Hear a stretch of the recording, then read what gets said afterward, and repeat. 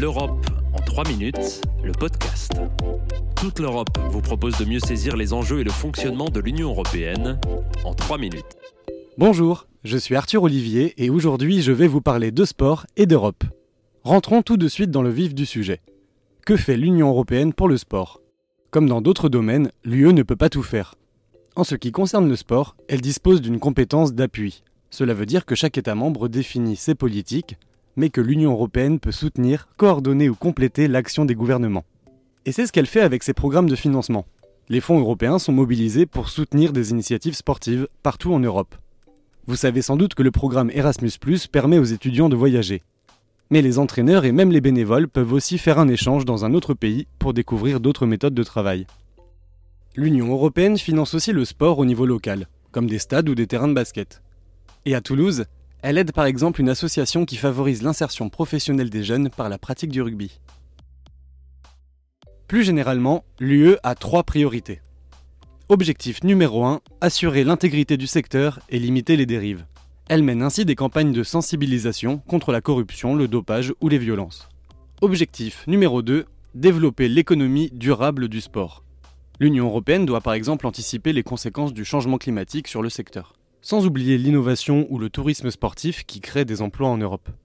Objectif numéro 3, améliorer la santé de tous les Européens, parce que le sport ne se limite pas aux professionnels. L'Union européenne promeut l'activité physique tout au long de la vie, en particulier celle des jeunes et des enfants. Limiter les dérives, développer l'économie du sport durable, promouvoir le sport santé, tout cela dessine les contours d'un modèle européen du sport. Depuis les années 2000, les débats sont vifs pour savoir comment définir exactement ce modèle. Mais quelques éléments font consensus, comme la place centrale des bénévoles dans les clubs. En Europe, tout le monde s'accorde aussi sur le fait que le sport a un rôle à jouer dans la société. Le modèle européen du sport serait d'ailleurs incomplet sans son volet inclusion.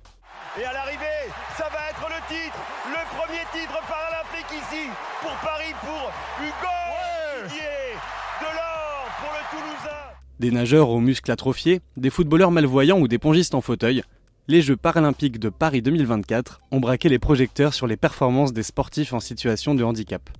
L'Union européenne promeut l'égalité des chances et l'accessibilité pour les personnes handicapées dans le domaine du sport. Une association a par exemple développé des sentiers de randonnée adaptés dans les Pyrénées, et tout cela avec un financement de l'Union européenne.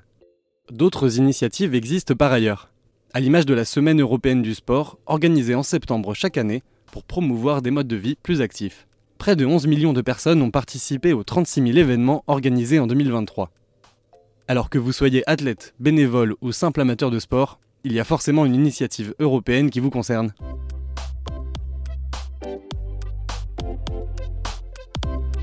Retrouvez l'Europe en 3 minutes, le podcast, sur www.touteleurope.eu et sur votre plateforme d'écoute préférée.